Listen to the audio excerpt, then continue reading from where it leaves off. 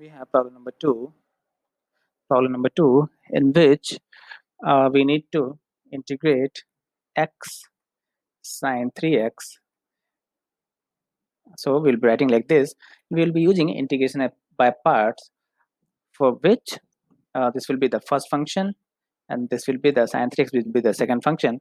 So it says first function integration of second function minus integration of differentiation of first function integration of second function and whole integration. So this will be